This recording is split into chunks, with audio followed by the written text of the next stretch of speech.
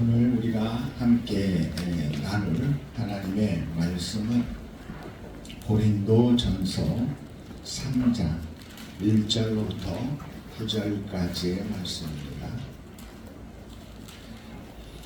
고린도전서 3장 1절로부터 9절의 말씀, 우리 찾으셨으면 한 절씩 교독해요. 하나님의 말씀을 봉독하겠습니다. 형제들아, 내가 신령한 자들을 대함과 같이 너희에게 말할 수 없어서 육신에 속한 자 곧 그리스도 안에서 어린 아이들을 대함과 같이 하노라. 내가 너희를 저주하고 밥으로 안내하였으니 이는 너희가 감당하지 못하였으니거니와 지금도 못하리라. 너희는 아직도 육신에 속한 자로 다 너희 가운데 시기와 분쟁이 있으니 어찌 육신에 속하여 사람을 따라 행함이 아니리요. 어떤 이는 말하되 나는 바울에게 하고 다른 이는 나는 아볼로에게 하니 너희가 육의 사람이 아니리요. 그런즉 아볼로는 무엇이며 바울은 무엇이냐? 그들은 주께서 각각 주신 대로 너희로 하여금 믿게 한 사역자들이니라. 나는 심었고 아볼로는 물을 주었으되 오직 하나님께서 자라나게 하셨나니. 그런즉 심는 이나 물 주는 이는 아무것도 아니로되 오직 자라게 하시는 이는 하나님뿐이시니라. 심는 이와 물 주는 이는 한 가지니라. 각각 자기가 일한 대로 자기의 상을 받으리라. 9절 우리 같이 합독하겠습니다. 우리는 하나님의 동역자들이요 너희는 하나님의 밭이요 하나님의 집이니라. 아멘. 이솝우와 가장 유명한 개미와 배짱이 이야기 잘 알죠? 네. 이 이야기가 결말이 해피엔딩인가요? 새드엔딩인가요? 갑자기 당황스러워요? 네, 조금 우리나라에서 우리가 배우고 알고 있는 개미와 배짱이의 이야기는 해피엔딩이에요. 근데 원래 기원전 600년경에 살았던 이솝이라는 사람이 이 개미와 배짱이 이 이야기를 우화를 만들 때 쓸 때에는 매우 짧았다는 거 아세요? 그 내용이 이렇게 되어 있어요. 겨울에 개미가 눅눅해진 식량을 말리고 있었다. 배고픈 매미가 식량을 나누어 달라고 찾아왔다. 개미가 물었다. 왜 여름에 식량을 모아두지 않았어? 노래를 부르느라 그럴 시간이 없었어.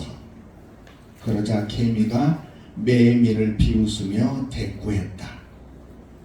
여름에 노래를 불렀으니 겨울에는 춤을 추면 되겠군.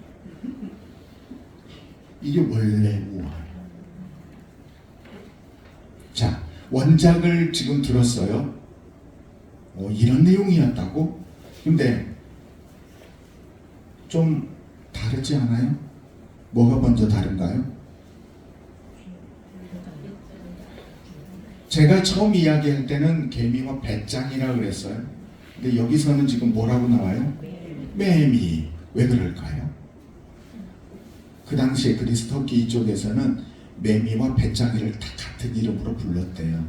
근데 우리가 사는 시대가 달라져서 매미보다는 배짱이로 옮겨간 거죠. 나중에 자기들의 환경에 그 이야기를 바꿨는데 이게 계속해서 나라마다 이게 패러디가 되면서 이제 각색이 된 거예요. 그래서 지금 이게 다 달라졌는데요.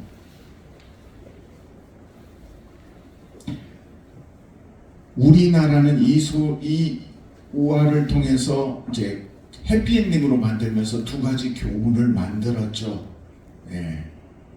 열심히 개미처럼 성실하게 일해야 된다라는 교훈 하나, 그 다음에 그렇게 넉넉하게 산 사람은 실수하고 넘어지는 배짱이일지라도 품어서 그의 어려움을 도와줄 수 있는 그런 모습이 되어야 한다. 이제 이렇게 이야기를 하죠. 예. 근데요, 이게 일본에 넘어가면은 어떤 이야기로 바뀌는 줄 아세요? 일본에는 개미가 과로사에서 죽었대요. 구소련에서는 이 이야기가요, 개미가 배짱이를 도와줬는데 그 소련의 겨울이 얼마나 길어요. 둘 다 굶어 죽었대. 아니 이게 그렇게 이야기가 간다니까요. 그러면 미국에서는 이 이야기가 어떻게 되었을까요? 배짱이가 연예인이 되었대요. 그래가지고 더 부자가 돼서 성공했대요. 자, 우리가 생각하고 싶은 방향으로 지금 이게 각색이 되고 있어요. 자, 여러분의 생각으로는, 지금 여러분이 가진 생각으로는 개미가 잘 됐으면 좋겠어요? 배짱이가 잘 됐으면 좋겠어요? 둘 다요? 예. 그러면 다 이 질문을 바꿔볼게요. 성경은 우리가 개미처럼 살기를 원할까요? 배짱이처럼 살기를 원할까요? 둘 다. 네. 참 지혜로워요. 네. 근데 성경은 배짱이한테 뭘 배우란 말은 안 해요. 근데 잠언에 보면 누구에게서 가서 배워라? 네, 개미에게서 가서 배워라. 그의 부지런함과 성실함에 대하여 칭찬하면서 사람도 그래야 한다라고 이야기를 해요. 그래서 지금 멋진 대답을 하는 것처럼 저는요, 개미가 될래 배짱이가 될래 하면 저는 이렇게 대답할 거예요. 개짱이가 될 거예요. 네. 배짱이처럼 재능도 있어서 그 재능과 끼를 나타내고 개미처럼 그 재능을 성실함으로 완성해가는, 그래서 요즘은 아이들이 뭘 하든지 어려서부터 막 기타만 쳐도요, 그걸 적극적으로 밀어줘야 돼요. 그게 그의 성실함이 거기에 더하게 되면 분명히 빛을 보게 되어 있거든요. 우리가 가진 속담 중에 지피지기면 백전백승이다 이렇게 알고 있죠. 근데 이 말을 더 정확하게 얘기하면 지피지기면 백전불태예요. 무슨 말일까요? 적을 알고 나를 알면 100번을 싸워도 위태할 상황을 맞이하지 않는다는 얘기예요. 적을 알고 나를 아는데 적이 100명이고 내가 혼자예요. 이길 수 있어요? 그러니까 못 이기죠. 못 이길 때는 피해야죠. 그러니까 적을 알고 나를 알면 도망가는 것도 좋차고 피로하여서 후퇴하는 것도 필요한 거죠. 그래서 무조건 백전백승이 아니라 백전불태인 거죠. 그게 더 맞는 것 같아요. 저는요, 우리 기도 그리스도인들 자체가 가지고 있는 게 꼭 우리 자신을 객관화할 줄 알아야 된다는 거예요. 더더욱 그게 강렬해서 한 주일 내내 묵상했어요. 우리가 우리 자신을 객관화하는 노력을 얼마나 하고 있는가. 자신을 객관화하고 바라볼 수 있는 능력을 요즘 뭐라고 얘기하죠? 오늘 주보를 보신 분은 아실 텐데 뭐라고요? 메타인지. 사전적인 의미로 보면요, 내가 인지하고 있는 이 과정, 내가 세상을 보고 있는 이 과정의 프로세스를 한 차원 높은 상태에서 나를 볼 수 있다는 거예요. 아, 내가 어떤가. 여러분 운전할 때 그렇잖아요. 뭐 그 요즘 그런 기능 있잖아요. 서라운드 기능인가요? 뭐 어라운드 뷰. 예. 차가 주변에 있는데도 다른 차들과의 간격이 어떤 건지 꼭 위에서 바라보는 것처럼 되어 있어요. 그래서 사고를 안 낼 수가 있죠. 나를 객관에서 한 차원 높게 바라보고요. 그걸 분석할 수 있고요. 통제할 수 있는 정신작용. 그러니까 내가 무엇을 알고 있고 무엇을 모르고 있는지, 또 어떤 것을 어떻게 학습해야 할지, 자신이 하는 행동과 생각이 어떤 결과가 오게 될지를 파악하는 능력, 이게 메타인지예요. 운동선수로 성공했어요. 테리우스로 유명한 안정환 선수. 근데 이 사람이 운동만 잘하는 줄 알았더니 예능 감각이 탁월하더라고요. 결국은 연예계에 털을 딱 잡았어요. 그런데 이천수라는 선수가 이 안정환 선수에게 선배님, 저 좀 키워주세요 라고 이야기를 했어요. 그런데 주변에 다른 사람들은 연예계에 데뷔하게 도와주고 다 하는데 자신은 안 도와주더래요. 자, 안정환 씨가 뭘 인정한 거예요? 차별하는 거예요? 아니면 이천수 선수가 잘못 생각하고 있는 거예요? 왜 이렇게 우리 기도원 교회는 다 똑똑해? 적어도 사회생활 하는 것에 대하여 자기를 객관화할 수 있는 메타인지 능력이 부족해 보여요. 누군가 다른 사람에게 내가 추천을 할 때에는 뭘 담보로 하죠? 내 신용을 담보로 해요.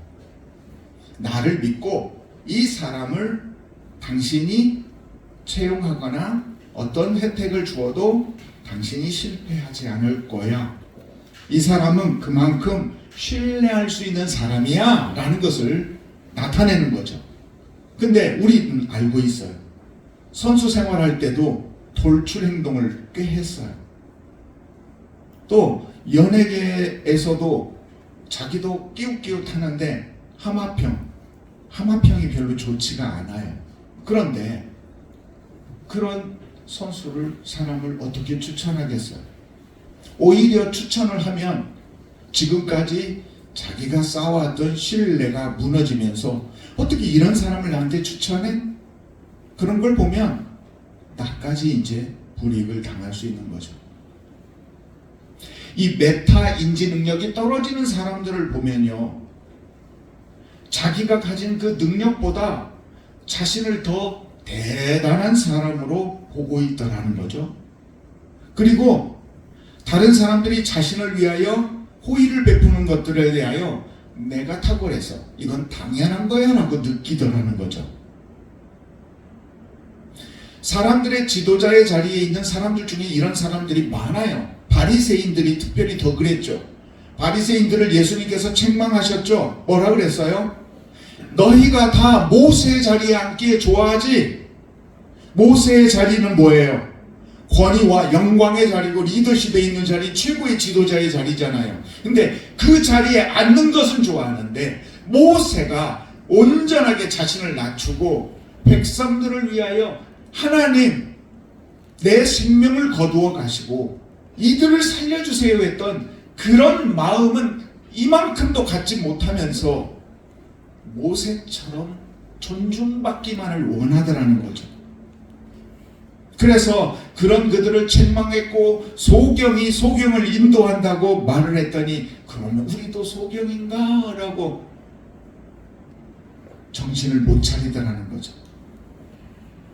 안타까운 건 지금 우리가 살고 있는 이 세상 속에서 이렇게 메타 인지 능력이 떨어지는 사람들이 너무 많고요. 그리스도인들 가운데서도 그렇다는 거죠. 우리가 잃어버렸던 하나님의 자녀되는 권세를 우리의 힘으로 회복해서 올라갔나요? 지금 우리는 하나님의 자녀입니다. 하나님의 백성입니다. 고백해요. 근데 이게 우리 힘으로 된 건가요? 아니죠.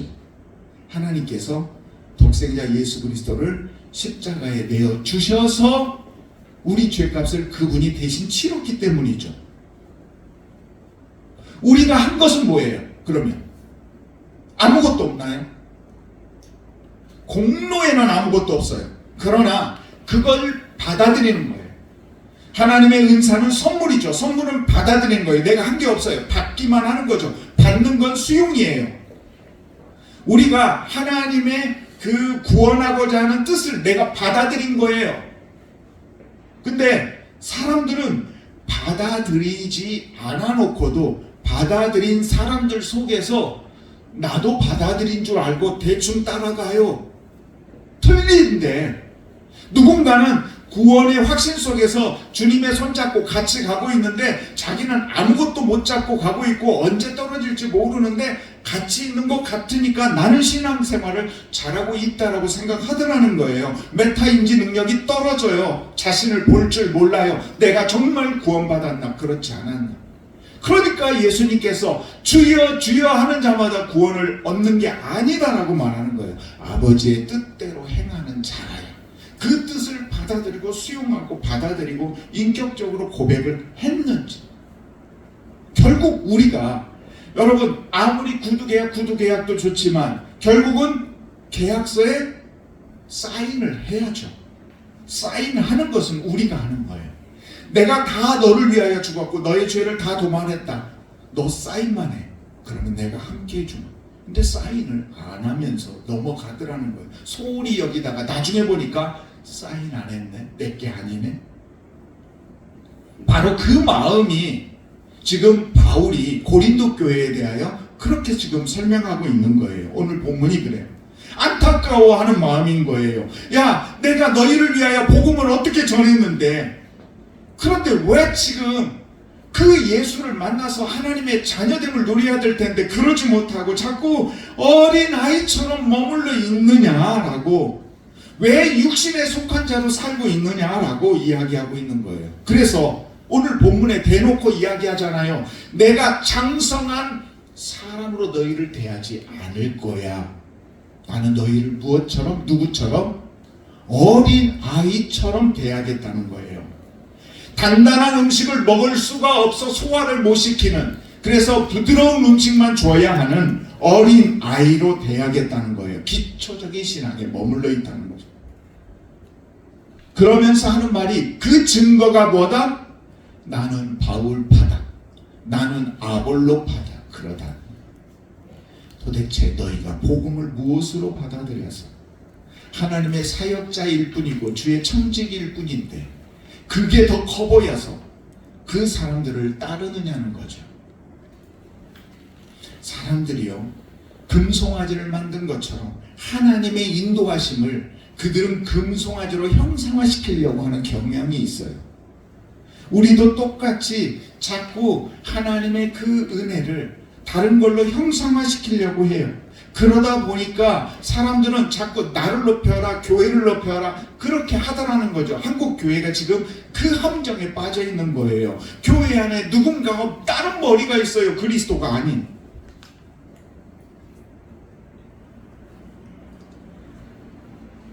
그래서 바울은 오늘 본문의 말씀 속에서 그러는 거예요. 우리 걱정하지 마라. 나는 심었고 아볼로는 물을 주었고 그 모든 것들은 각자 주님 앞에 갔을 때 자기들이 받을 상이 있다. 그러니 그것들에 대하여는 지금 추앙하고 따를 필요가 없고 오직 너희는 하나 되어라. 하나님의 거하라. 그렇게 얘기하는 거예요. 결국 오늘로 얘기하면 자신들의 하고 있는 모습을 객관화해서 바라보고 하나님을 바로 섬기는 이 메타 인지 능력을 키우라고 이야기하고 있는 거예요. 사랑하는 여러분, 착각은 자유예요, 아니에요? 네, 착각은 자유예요. 착각은 자유인데 그 착각으로 일어난 행동에 대하여는 책임이 따르는 거예요. 우리는요, 이 땅의 삶을 전부로 안 보는 사람이에요. 이 땅의 삶을 어떻게 살았느냐에 대해서 마지막에 역전되리라. 역전의 상황을 생각하면서 사는 거예요. 그래서 그리스도인들이 메타 인지 능력을 가진 거예요. 예수님께서 산상수훈의 말씀 중에서 허물에 대하여 이야기를 하셨어요. 근데 남의 눈에 있는 무엇은 보지 말고 티는 보지 말고 내 눈에 있는 무엇은 보라고요? 아니 똑같은 허물인데 왜 남에게는 티고 나한테는 들보예요? 남에게도 들보예요. 그런데 그건 그 영혼에게 들보예요. 남의 눈에 들보가 됐든 티가 됐든 그건 중요치 않아요. 내 영혼을 구원으로 인도하는 내 들보가 중요한 거예요. 내 티가 중요한 거예요. 내 걸 없애는 게 중요한 거예요. 남들을 놓고 왜 틀렸네 저랬네 그거 이야기할 필요가 없다는 거죠. 하나님과 나와의 관계를 바로 세워야 돼요.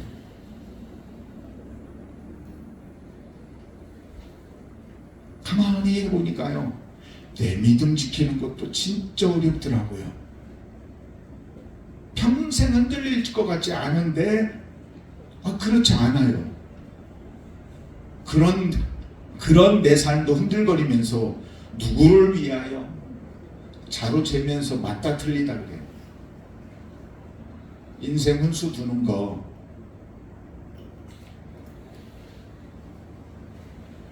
오늘도 한 주일 내내 묵상하면서 말씀을 준비했지만 과연 이 간절함이 여기 계신 모든 분들의 각자의 심령의 밭에 따라서 어떠할까? 그래도 가랑비에 오지 젖듯이 말씀의 은혜가 한 분 한 분의 그 밭에 떨어질 거라고 믿고 전하는 것뿐이죠. 예수님의 메타인지 능력은 참 뛰어나셨어요. 그분은 항상 자신의 길을 가야 되는 것과 그 다음에 그 모든 상황들에 대하여 그들의 입장에서 이야기했죠. 가늠한 여인에 대하여 명백하게 율법으로는 죽을 수밖에 없는 그 여인 앞에서 그들 모두가 분노와 정죄의 돌을맹이를 들고 있는 그 상황 속에서 죄 없는 자가 먼저 치라는 그 10년 골수를 쪼개는 말씀 앞에서 다 내려놓고 떠나가고 나도 너를 정죄하지 않으니 더 이상 같은 죄를 범하지 말라고 말씀하시잖아요. 학식이 뛰어난 니모데모에게 네가 잘 못 깨달은 게 하나 있다. 거듭나야 한다. 하나님 안에서 새로워져야 한다. 강하게 그를 다그쳤잖아요. 사람들이 오병이어의 기적 속에서 임금 삼으려고 할 때 무리를 떠나셨어요. 한적한 곳에 가셔서 기도하셨어요. 왜 그랬어요? 그들과 부하 내동하지 않고 내가 가야 할 길은 십자가라는 걸 기억하고 있었던 거죠. 감람산에서 땀방울이 핏방울이 되도록 그 십자가를 지는 게 힘들어서 이 잔을 내게서 떠나게 해 주옵소서라고 하지만 마지막 기도는 뭐였어요? 내 뜻대로 마옵시고 아버지의 뜻대로 하옵소서. 하나님의 뜻에 자신을 굴복시켰잖아요. 이게 메타인지를 가진 사람들이에요. 바울은 메타인지가 어떻을까요? 바울은 그렇게 얘기했죠. 내가 유대인 된 것은 유대인을 구하기 위하며 내가 이방인이 된 것은 이방인을 구하기 위하며 내가 종된 것은 종된 자를 내가 자유가 된 것은 자유한 자를 구하기 위함이라고 그랬어요. 누군가이든지 그의 곁에 가서 설 수 있을 만큼의 메타인지를 가지고 있었다는 거죠. 여러분, 여러분의 인생 모든 곳에서 다 주인공 하려고 하지 마세요. 우리가 살아가는 삶에는요, 주인공의 역할을 해야 하는 곳이 있고요, 조연의 역할을 해야 하는 곳이 있어요. 때로는 엑스트라로 지나가는 역할만 해야 할 때도 있어요. 그러면 그 엑스트라 역을 충실하게 하세요. 처음으로 엑스트라를 나왔는데 TV에 조금이라도 몇 초라도 더 맞고 싶어서 칼을 맞았는데 안 쓰러지고 또 안 쓰러지고 한 바퀴 빙글 돌고 그러면 감독이 뭐라 그래요? 빨리 죽어! 그게 영화를 위해서 드라마를 위해서는 빨리 쓰러져야 돼요. 내가 조금 더 나오면 뭐 할 거예요?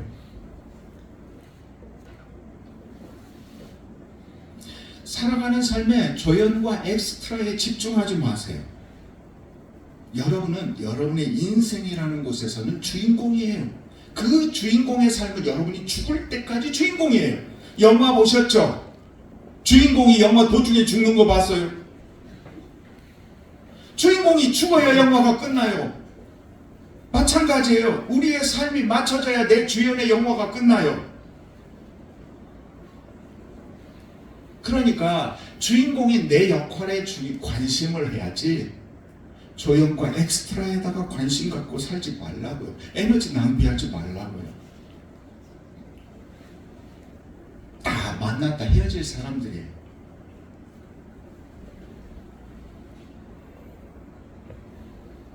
축구는 안 보는데요.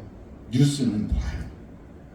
손흥민 선수가 이번에 유로파 리그에 우승을 했더라고요. 그것도 쟁쟁한 맨유라는 팀을 이겼더라고요. 지금 이미 나이가 은퇴할 나이가 거의 다 됐어요. 토트넘에 최고 넘버원 선수 레전드가 하나 있어요. 누구예요? 혹시 알아요? 케인이라는 선수 알아요? 예.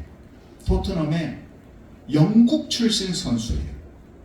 케인이라는 그 넘사벽의 성적을 가진 분이 있어요. 같이 운동을 하고 있었거든요. 손흥민이 그 다음이죠. 근데 케인이 토트넘의 그 우상이었는데 토트넘을 떠나서 다른 팀으로 이적해 갔어요. 왜 그랬을까요? 토트넘이라는 팀이 중위권 팀은 되지만 우승할 수 있는 팀은 아니었거든요.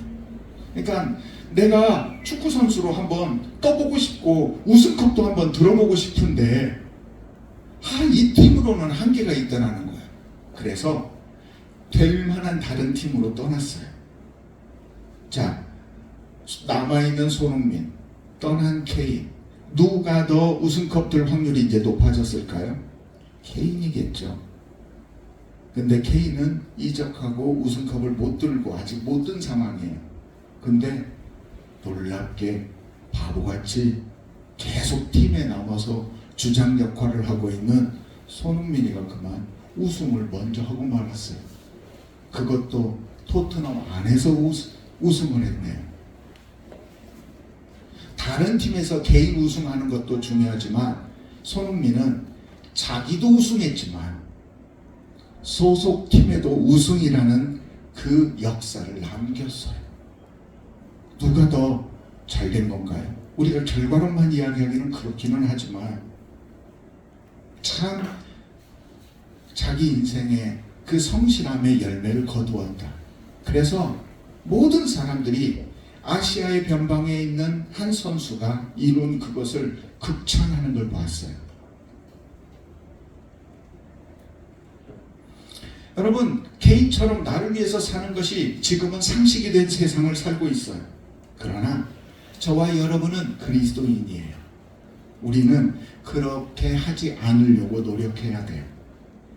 내가 이미 덜 누리면서 누군가 더 누리는 것을 보고 있고 그것을 기뻐할 수 있는 넉넉한 마음을 가졌다면 이미 그분은 메타인지 능력을 가지신 분이세요. 물론 받고 살면 편하죠. 그러나 수고해서 남주면 더 그게 행복해요. 이 행복은 아무나 느낄 수 있는 게 아니죠.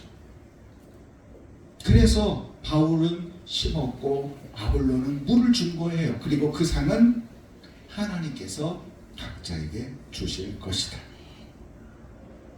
저와 여러분의 삶을 포기하지 마시고 여러분 이 메타인지 능력을 가지고 그리스도인으로서 장래에 받을 상급을 바라보면서 여러분 넉넉한 마음으로 살아가세요. 그렇게 한 주일 한 주일 늘 기쁨과 승리의 삶을 살아가는 우리 기도원 가족 모두가 되시기를 예수님의 이름으로 축복합니다. 아멘. 기도드리겠습니다.